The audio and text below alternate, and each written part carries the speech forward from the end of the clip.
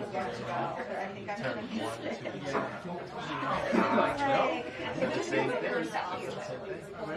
has his one-year checkup. He's staggering around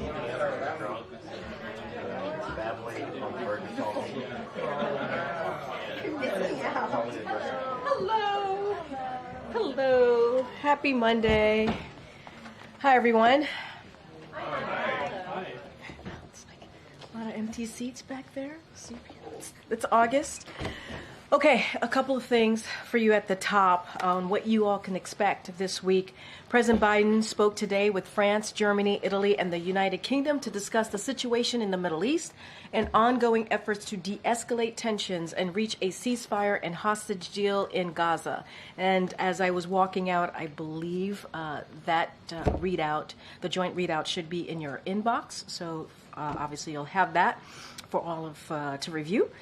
Tomorrow, the President and the First Lady will travel to New Orleans, where they will deliver remarks at a Biden Cancer Moonshot event. On Thursday, the President and the Vice President will travel to Prince George's County, Maryland, to deliver remarks on the progress they are making to lower costs for the American people. And on Friday, the President will head to Camp David for the weekend. We will definitely have more to share on this week's schedule in the days ahead.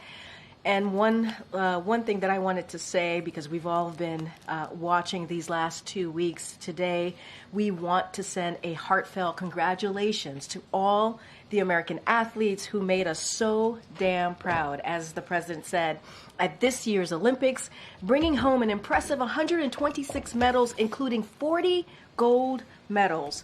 From the President on down, we have all been cheering you on here at the White House, and the First Lady and the Second Gentleman were proud to represent the United States and root for our athletes in Paris. The President also personally called Olympians last week to congratulate them and thank them for representing our nation on the world stage. As the First Lady said, and I quote, "Our athletes carry more than just our flag. They carry our nation's heart and our hopes with them too. From basketball and soccer to gymnastics and swimming, our nation's greatest athletes gave us their all and showed us that truly nothing is beyond our capacity when we do it together. Sports help us unite, and the Olympics remind us that despite our differences, we can come together to achieve greatness." While we are sad that the Olympics games, they're over, and we're very sad about that, it's come to an end, we are very excited to host them here in the United States in 2028. And we have the Paralympic Games to look forward to later this month, and you can bet we will be cheering just as hard for Team USA. Today, President Biden and Vice President Harris launched Time is Money, a new government-wide effort to crack down on all the ways that cooperations and unnecessary headaches and hassles to our lives, wasting precious time and money, from excessive paperwork and unreasonable hold times to the endless hurdles some companies make you jump through to cancel subscriptions. We've all been there and know how aggravating these unnecessary delays can be. Today, in the coming months, the Biden-Harris administration will take wide-ranging action to crack down on these unfair practices and save Americans time and money, including making it easier to cancel subscriptions and memberships, ensuring that consumers calling customer service can talk to a real person by pressing a single button, and allowing Americans to submit health claims online. And this is just the beginning. We are calling for Americans to share their ideas through an online portal on the White House website and to tell us directly how federal action can give them their time back.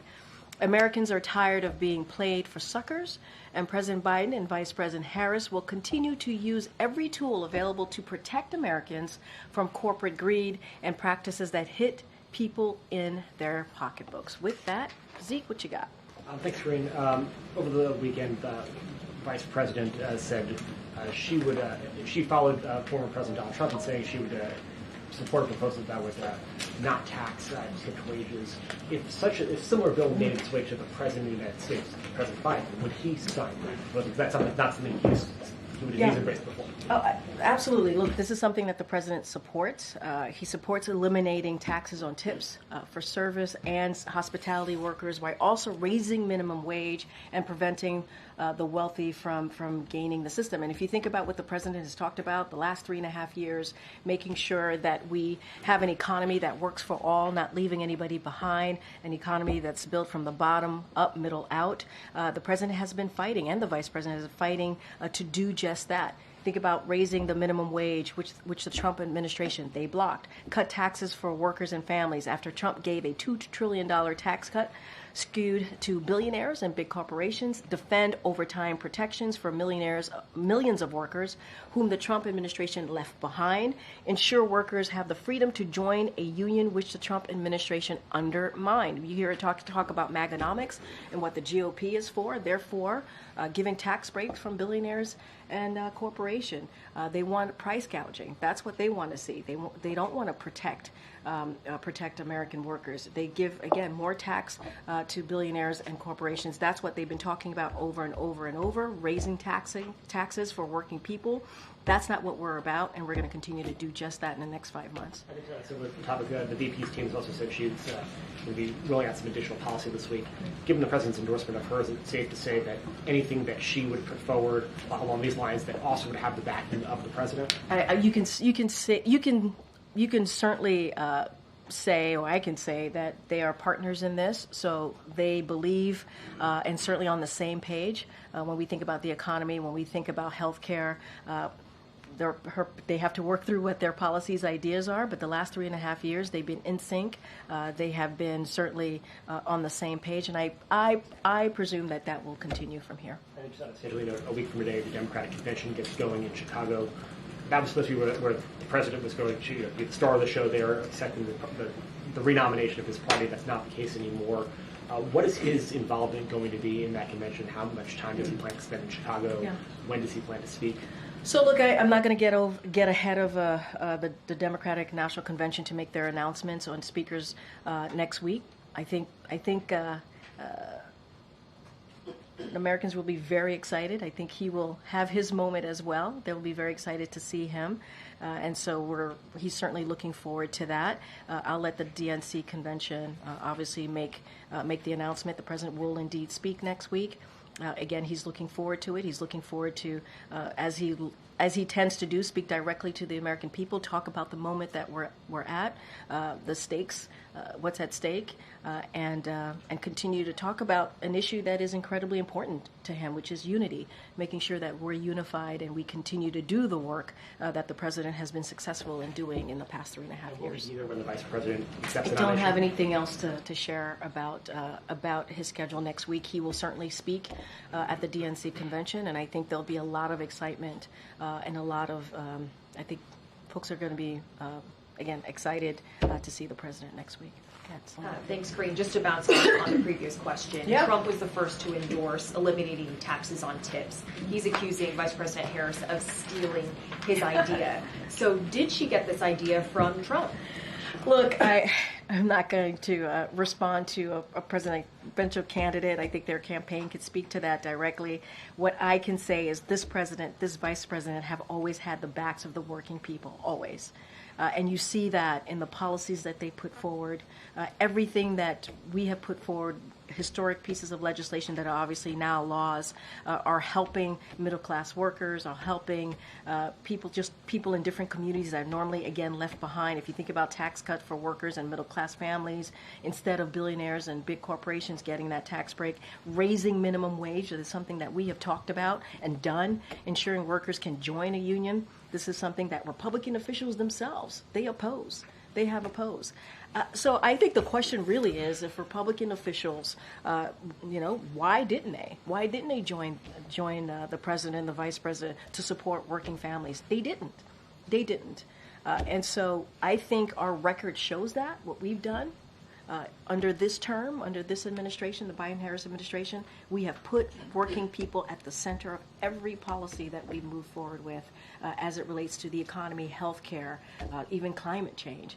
And so that is something that we're going to continue to do. This is one of the first specific policy endorsements that we've heard from the vice president. Is there anything you can explain about kind of how she came to this endorsement and how she'll address the criticism. That was said in a campaign context, so I would have to refer you to the campaign. I'm sure they can speak more to that. It is not unusual, right, when a campaign moves forward, that they have they put forth their policy agenda for the American people to see for themselves. What I can speak to is what this president and this vice president have been aligned on and what they've done together, working together in delivering for the American people. That will not stop. And obviously, as it was stated in a question to me by Zeke, the president certainly supports the vice president as she moves forward. And what's the White House's reaction to the former president pushing this false conspiracy theory that the vice president had used artificial intelligence to create images of the crowd? Look, going to be mindful in speaking about a campaign comment. What I will say is that this president and this vice president, I think what you see from both of them is optimism and a belief in this country, the future of this country. They believe that there's a lot at stake. And what I will say is it's clear that that message has broken through. And majority of Americans see and feel that optimism and certainly supports what we've been working on, the agenda that we've been working on the last 3.5 years. So I'll leave it there. Okay. Hey, Kelly, I haven't seen you in a while. Hi there. Hi. I've been around, just maybe not in chair. Is there a interagency policy review type approach to the Harris portfolio with President Biden's portfolio? So is he in touch with, is there a process where there is a checking of what she's going to put out and how it matches or may change, or ways in which she can build on what he's done? Is there coordination? So I can't speak to an interagency kind of process in doing just that, trying to measure up or line up where they both are. What I can speak to is the last 3.5 years, right? We have less than 6 months now of this administration, and how much the vice president was a critical partner in getting a lot of the big pieces, historic pieces done, the heavy lifting. She was part of that, whether it's the Inflation Reduction Act, the first piece of policy, which is the American Rescue Plan, which helped lower crime, for example. We've seen the lowest in crime in more than 50 years. The last administration, we saw the highest numbers of murder in the Trump administration. There's been a lot of ways that we've been able to do move in a historic way. And so she's been part of that. She's been part of that. Obviously, again, as I was just stated, she's going to lay out her vision, but again, they've been aligned. They've been aligned for the last 3.5 years. There's not been any daylight. Does the president expect that she might want to move in some new directions? As sitting vice presidents have always had this issue, but does he expect that she might move in some new directions? So what I expect, again, being super careful here, because her campaign are going to make their own announcement, is she's going to build on the successes that they've had, going to build on the unprecedented successes, the historic successes that they've had. That's another reason why the president passed the torch, if you will, right? Understanding that they worked together very closely in the last 3.5 years, and that was going to continue, and she was the best person to move forward. This is someone who's been a vice president for almost 4 years, a senator, attorney general. She is incredibly qualified and understands where the majority of the American people are, and that's what we can expect. Go ahead, Lucy. Thanks, Karine. I wanted to clarify something the president said in the CBS interview over the weekend. Sure. When he was asked about his decision to step aside from the campaign, one of the things he said was that when he ran the first time, he thought of himself as a transition president, but then he said that things got moving so quickly it didn't happen. Did he initially plan to serve one term and at some point change his mind? I don't know what to make of this. I mean, I honestly don't have much to say. I think his speech to the nation that he gave in the Oval Office laid that out, right? Talked about being a transition president, talked about passing the torch. You heard directly from him where his heart was, how he was thinking through this process, and his reasoning. And I would say his answer certainly speak for itself. For me, and I think I can speak for many of my colleagues who work with me day in and day out on behalf of this country, on behalf of this administration, is that we are so proud of this president and what he's been able to accomplish on behalf of the American people. You think about the economy, the strongest economy leading the world. You think how we've been able to beat Big Pharma. That's nothing to laugh at. That's been something that many presidents have tried to do. We're not able to get that done. You think about what he's been able to do with our allies and partners around the world and rebuild that relationship. Climate change, passing one of the most important, largest, biggest historic pieces of legislation that's going to deal with one of our major crises right now that we face in this country and the world, the Inflation Reduction Act. So we could not be prouder of this president and of course this vice president as they work together on this. But I think his Oval Address lays out very clearly how he saw his presidency. Any update on when we'll see him do a campaign event? And no update for you from here. Certainly the campaign will have more to share on that. Hey, Wuja. Hey, Karine, how are you? I'm doing great. How are you? Thanks.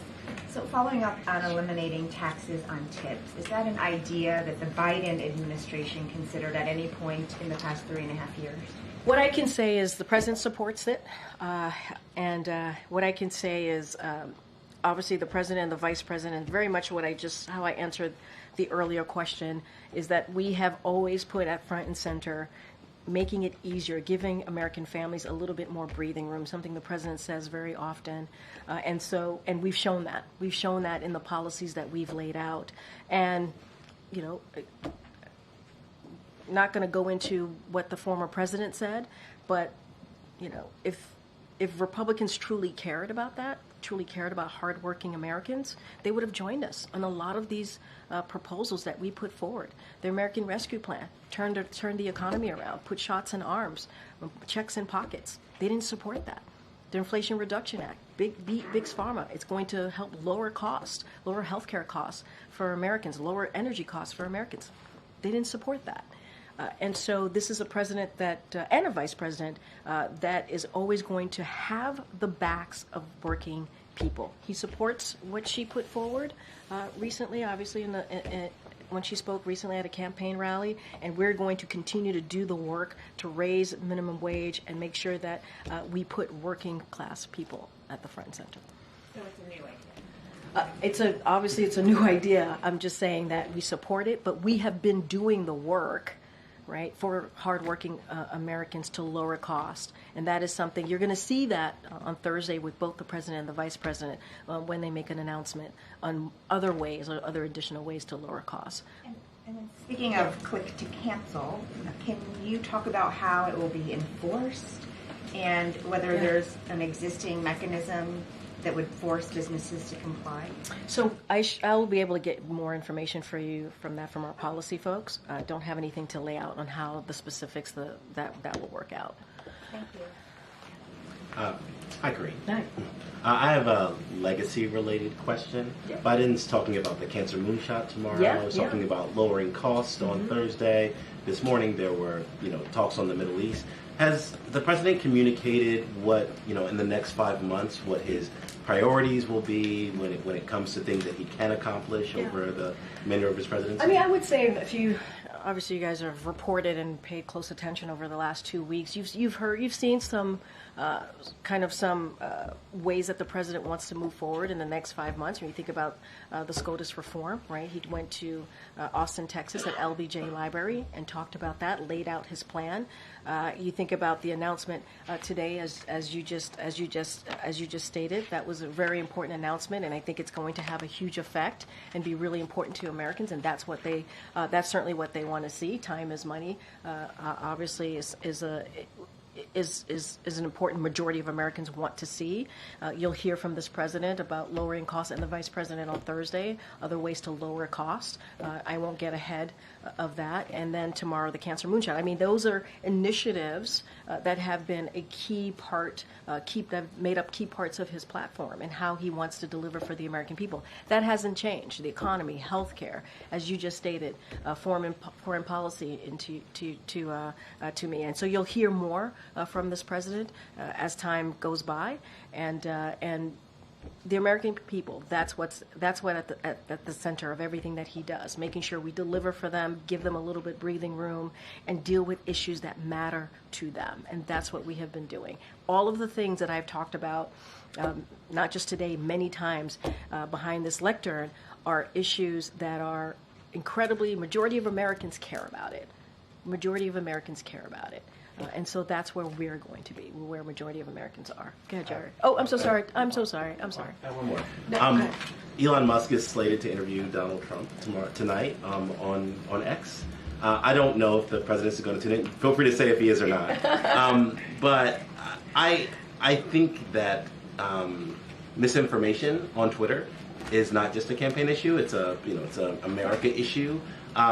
What role does the White House or the president have in sort of stopping that, or stopping the spread of that, or sort of intervening in that? Some of that was about campaign misinformation, but it's a wider thing, right? Yeah, no, and you've heard us talk about this many times from here, about the responsibilities that social media platforms have when it comes to misinformation, disinformation.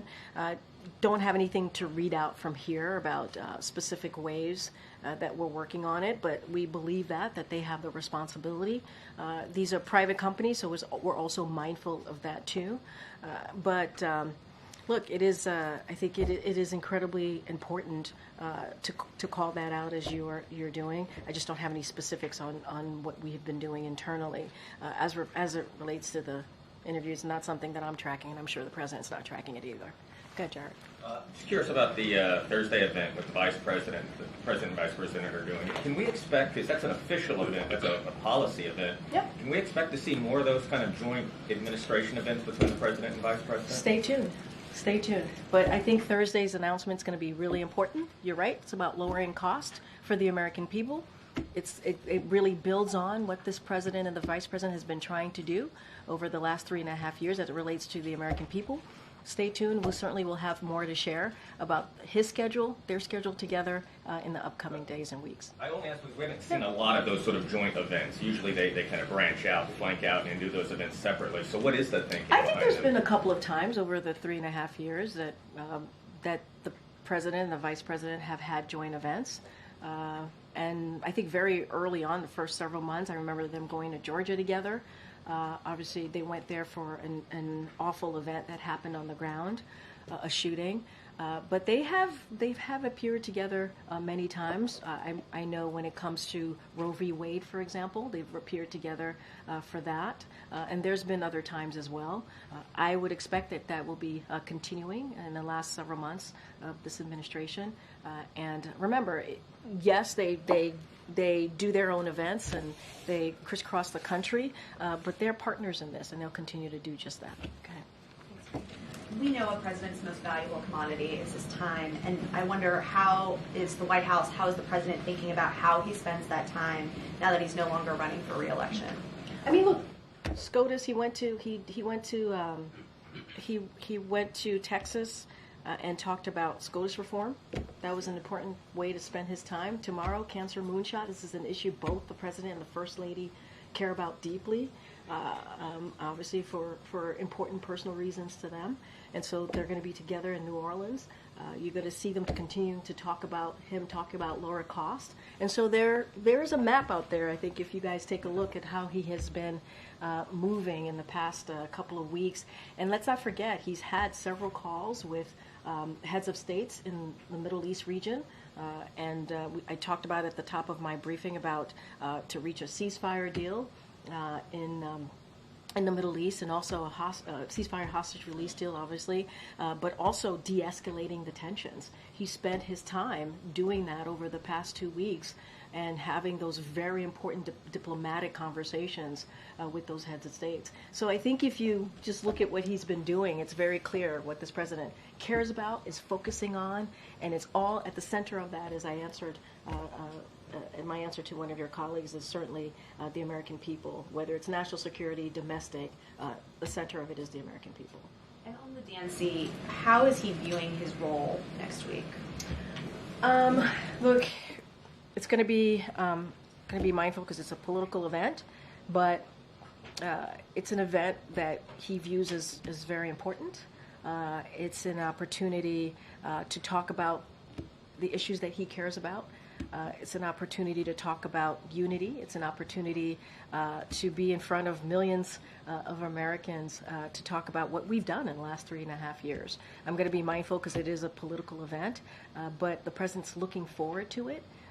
He sees this as an important moment, and especially as we move forward to the last several months. Go ahead, Michael. Michael? Oh, yeah, I'm sorry.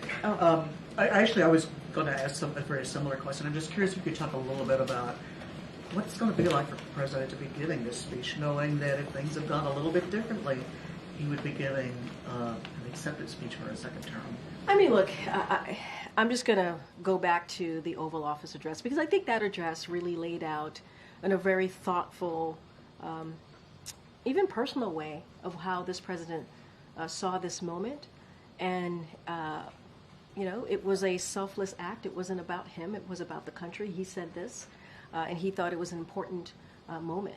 But this is a president that is proud of what he's been able to build.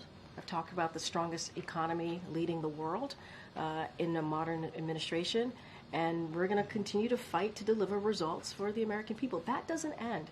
That doesn't end. That is something that he is certainly very focused on, the middle class families. Let's not forget where this president came from, right? He grew up in Scranton, Pennsylvania. He understands what it's like to sit around that kitchen table and make really difficult decisions for your family, whether it's student loans, whether it's paying rent, mortgage, whatever it is. He understands how hard that is. And let's not forget when he stepped in as president, this country was paralyzed because the economy was falling and because of COVID. And he turned that around.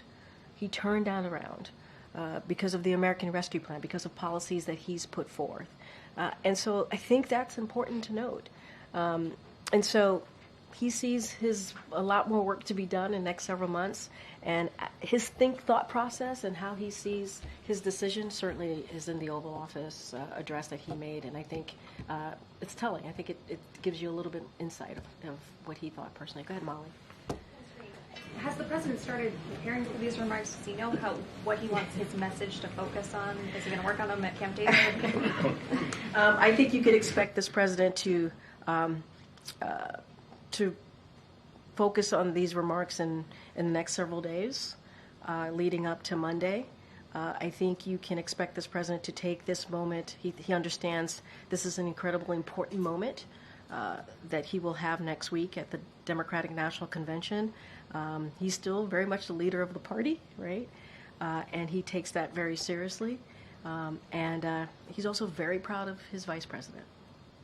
Okay. Thank you, Karine. How mad is President Biden at Nancy Pelosi? You guys keep asking me this question. I think I've answered this question multiple times. Well, he has admitted now for the first time in this interview that Pelosi is one of the Democrats who squeezed him out of the race. She thought he was going to sink the whole ticket. So how mad is he at her for that? The president respects his good friend, former Speaker of the House, Nancy Pelosi, and I think it's mutual. And she also gave interviews. I know you followed closely as well over the weekend. She made statements like preeminent president among the top few to have served in this office. And I think that says a lot coming from the former Speaker. So no hard feelings? He respects his good friend, Speaker Pelosi. I asked if there were any hard feelings. No hard feelings. He respects her, and okay. I think it's mutual. But I will let the president speak for himself, obviously. And how long have you guys known that Vice President Harris does not think President Biden is doing a good job at the border? Wait, say that one more time. Well, she's now promising to hire thousands more border agents than there are now under President Biden. Wait, but start your question again. How long have you guys known that Vice President Harris does not think that President Biden is effective with his border policy? I mean, that you're making a huge jump. Why? She did not say this. This is something that you are assuming. I don't understand why you would assume that. It's not true. She has a campaign ad where she is saying they need more Border Patrol agents. If President Biden's doing such a good job, why do they need any more border agents? We both believe that. The president does want more Border Patrol agents. You know who's getting in the way? You know who's getting in the way? Republicans in Congress. They're getting in the way. You know who else is getting in the way? The former president, Donald Trump. He's getting in the way. I mean, there's no daylight here. I'm not understanding the question because there's no daylight. The president believes that as well, and he's worked towards doing that. There's a bipartisan, I know you guys probably get sick of me saying this, but there was a bipartisan agreement that was on the table that the president worked through for a couple of months with Republicans in the Senate and Democrats. They were told not to move forward because it would help Joe Biden by the former president. That's their decision. And there's one more thing that came out over the weekend. There's this new Las Vegas police radio traffic that's published by the Daily Beast where officers were racing to secure a hospital emergency room on July 17th. They were under the impression that President Biden was having a medical emergency. What was it? He was not. As you know, the president, when we were in Vegas, tested positive for COVID. We let you all know, and then we flew back here. Outside of that, there was no medical emergency. People are still testing positive for COVID, but because of this president, he was able to put forth a comprehensive way to move forward with this pandemic. And now we have vaccines, and now we are in a different place with this pandemic. It is behind us, and that's because of this president and what he was able to do. Good. Well, I haven't seen you in a while. Hey, how are you? Oh, thank you, ma'am. Sorry, I wasn't sure. Oh gosh, no. Sir? I'm just teasing. I'm just teasing. But it's good to see you. I was just saying I hadn't seen you in a while. It's good to see you. This is a bit of a throwback, but the vice president has said that she was the last person in the room with President Biden ahead of his decision to order U.S. troops to pull out of Afghanistan. Was the vice president in full support of his decision to order that withdrawal and in full support of the way that it was implemented? I mean, she answered that question herself. I don't have anything else to add. It sounds like she answered the question herself, right? She said that she was in the room previously. But didn't you also said she was in support? No, I'm asking you if the president believes that the vice president was in full support of his decision. I believe, and as you have seen them in the past 3.5 years, they've been partners, critical partners. It doesn't matter if it's domestic issues, also foreign policy issues, and that has been the case from day one and continues to be the case. I don't have anything else to add. Second one, Sure. quickly. Sure. You've noted how the vice president has been a partner in all of the heavy lifts over these last 3.5 years. Given that they've worked so closely together in that time, what does the president see as the vice president's biggest achievement during their time in office together? So look, because they've been partners, those achievements have been done, certainly those historic, unprecedented achievements have been done together. I'll say this, the president believes in the vice president leadership, her temperament, her experience, and he has said this himself. One of the proudest decisions that he made in 2020 was selecting her as vice president because he believed that she can go on day one, and you've seen them do that together on day one of this administration. That doesn't change. I'm not going to parse out anything from here. They have been partners. She's been a critical partner for this president for during this term, and will continue to do so. You will see them together on Thursday in Maryland, where they would talk about their next announcement on lowering costs for the American people. There's not a specific policy achievement. It's a comprehensive whole. I would say it's a comprehensive whole. Our accomplishments here, the Biden-Harris accomplishments, are the Biden-Harris accomplishments. She's played a role, whether it is being on the floor of the Senate, right, getting really important legislations to pass through, right, or being in the room with the president on trying to figure out how to move forward strategically with the policy or how to make tough decisions on behalf of the American people. She's been there.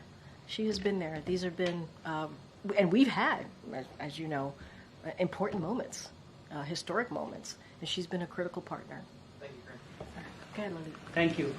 Two questions, one on Bangladesh and other one on India. On Bangladesh, the former Prime Minister Sheikh Hasina has reported to allege that she was forced to be out of power because U.S. wanted to have one of the islands given to them, one of the Bangladeshi islands given to the United States of America. And because it didn't agree to it, she was forced to resign. There is turmoil, internal disturbance within the country. So, I'm sorry, what's the question? Question is, what's the reaction to the allegations? So, we have had no involvement at all. Any any reports or rumors that the United States government was involved in these events is simply false. That is not true. This is a choice for and by the Bangladeshi people. We believe that the Bangladeshi people should determine the future of the Bangladeshi government, and that's where we stand. Any allegations, certainly we will continue to say, and I have said here, is simply untrue. Secondly, over the weekend, several Hindu American groups held a protest march in front of the White House, urging the president that he should be taking some steps to stop the atrocities against Hindus in the Bangladesh. And also two of the Hindu lawmakers, Radhakrishna Murthy and Sri Thaneda, who both are from the Democratic Party, they have also written letters to the administration seeking their help in stopping atrocities against Hindus in Bangladesh and other minority groups. So look, we're going to continue certainly to monitor the situation. I don't have anything else to add to say beyond that. But when it comes to any type of human rights issues here, the president has been very consistent in speaking loud and clear in public and also privately. Don't have anything, and he'll continue to do that, but don't have any specific engagement to speak to at this time. One question on India. As President plans to, for the next 6 months, what are the unfinished agenda on India-US relationship and also on Quad? So look, the president views our relationship, the United States relationship with India, as one of the most consequential in the world. And so we work closely with India on our most vital priorities, including through the Quad and the U.S.-India initiative on this critical and emerging technology. And so we look forward to continuing to expand our critically important partnership and how it's going to benefit the American people. And we want to create more prosperous and secure Indo-Pacific and the world. And so that is going to continue to be our focus as we move forward. Okay. You mentioned earlier the president's push to reform the Supreme Court, term limits and ethics requirements. Can you talk about what the plan is to achieve that once Congress comes back? Are you laying the groundwork in any way at this point, or otherwise trying to get that across the finish line? So look, the president laid out 3 ways that he wants to see that moving forward. And he did that in his Washington Post op-ed, and certainly when he was in Austin, Texas, about 3 weeks ago. And so we laid out our ideas and our thoughts. Some of them, if you think about term limits, you've seen conservative experts also agree with us on that, how there should be term limits. And so what we're going to do is have the conversation with Congress when they get back, and figure out ways how we can actually get this done, because it is important. The president believes no one is above the law, and that is something that he has continued to talk about and will do so, and that includes the highest court in the land. And what we have seen from the highest court in the land is not normal. You heard the president say that. It is not normal. And so we're going to work with Congress, come up with some ways to deal with this, to really address SCOTUS reform, and he wants to see it done in a bipartisan way. We think it's possible. Is he at all doing anything to lay the groundwork now before Congress comes back, looking for allies in Congress or otherwise taking any concrete steps? So nothing to read out. Obviously, we do keep any conversations private. But what we want to do is certainly see legislation to deal with what we've been seeing, which what I just said, which is it's not normal from SCOTUS. And so his team will have conversations with congressional members on how to best move forward. Don't have any meetings or anything to read out at this time. Thank you. Got it in the back. Go ahead. Yep. Thanks. The Trump campaign said over the weekend that it's been hacked. Is the White House concerned about election integrity? And do you have any response to reports that Iran was the source of the hack? So, look, I would have to refer you to the Department of Justice and the FBI on that particular questions. We've said many times that this administration strongly condemns any foreign government or entity who attempts to interfere in our electoral process or seeks to undermine confidence in our democratic institution. And so we take this type of reports of such activity extremely seriously. And so, again, we do not tolerate this anything like this, influence or interference efforts. And we have made that very clear with foreign actors, that such influence or interference is unacceptable, and our efforts to protect our elections have grown significantly over the years, even as the threat landscape has become increasingly complicated. But for this particular question, I would have to refer you to the Department of Justice and FBI. I cannot comment on the veracity of the claims that Iran was involved. Okay, thanks. And one more. As a member of the administration, can we expect the Vice President to come out here and speak to the American people in the briefing room at some point? The President and the Vice President speaks to the American people regularly, and that's where I'll leave that. Go ahead, sir, right there. Thank you. What is the U.S. the administration is doing in regards to Iran planning to deliver hundreds of ballistic missiles to Russia? I mean, what mechanism are you using to stop that? And then I have another question on Venezuela. So, look, the White House has repeatedly warned of the deepening security partnership between Russia and Iran since the outset of Russia's full-scale invasion of Ukraine. We've also warned both parties about further strengthening this partnership. This partnership threatens European security and illustrates how Iran's destabilizing influence reaches beyond the Middle East, but also around the world. As we and our partners have made clear to the world, both at the G7 and NATO summits this summer, together we are prepared to deliver a swift and severe response if Iran were to move forward with such transfers, which would represent a dramatic escalation in Iran's support for Russia's war of aggression against Ukraine. During his campaign, the Iranian president claimed he wanted to moderate Iran's policies and engage with the world. Destabilizing actions like this fly in the face, certainly, of that rhetoric.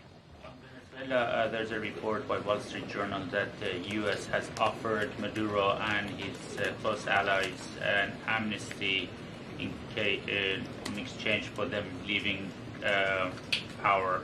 Is that so? Something Since you would the July confirm? 28 elections, we have not made any specific offers of amnesty to Maduro or others. So. Sure. How about before the election? What I can because say, there are information that this offer was made, started last year, this discussion of amnesty. what I can say is, what I can speak to is since the election, we have just not made that type of offer. Another one on Venezuela, and then I have one on the Middle East, very quick one. Sure. What is the view of the two statements from Brazil, Colombia, and Mexico asking Maduro regime to release the voting data?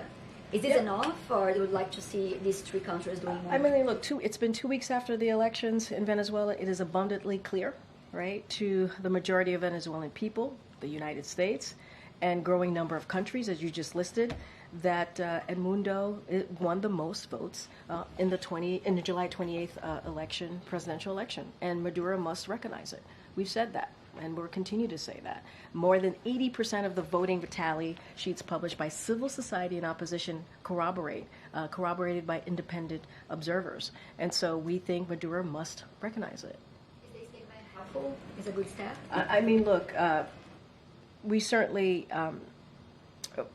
are going to continue to be very clear here that Maduro must recognize it. Countries are going to do what they feel is the right way to move forward, so we'll let them speak to that. But we've been very clear. Maduro must recognize it. Another one, last one about the Middle East, because earlier John Kirby said that Iran could attack Israel this week. Does the White House believe an attack is inevitable? I'm not going to get into our intelligence from here or what another country is going to do. That is not something that I'm going to do from this podium. You heard from NSC, so I will leave it to them to speak to that and what my colleague said, John Kirby said. I just don't have anything else to add. Go ahead, Ed. Thanks, Karine. I want to follow up first on what you told Phil. So you said the vice president owns the successes of this president over the past 3.5 years. Does she also own the struggles that this president's seen, like the prices up 19% since the month they came into office? They're partners in how they've been able to turn around the economy. This economy was in a downfall when the president took office. The former administration did not have a plan to deal with the pandemic, a comprehensive plan. This president put that forward with the help of the vice president, and we were able to deliver on that. The American Rescue Plan made a difference in bringing our economy back on its feet. made a difference on opening small businesses, on opening schools. Republicans didn't vote for it. We have to remember what the president inherited from the last administration when he took it over with the vice president. And when you think about inflation is down by 2.5%, and wages have risen. We have more than 16 million jobs created in the last almost 4 years. I know that you're laying out the negative parts of what you foresee, right? What you see in the economy, but there's some data here that has shown, because of the work that this president has done, it's mattered. Unemployment is still low, 4.3%. You think about manufacturing jobs that have come back to this country. You think about how the GDP grew by 2.8% last quarter. Those are that data. And we understand that American people are still feeling it. And that's why we're going to make more announcements about how we're going to continue to lower costs. One more. I'm going to try one more time on the taxes on tips.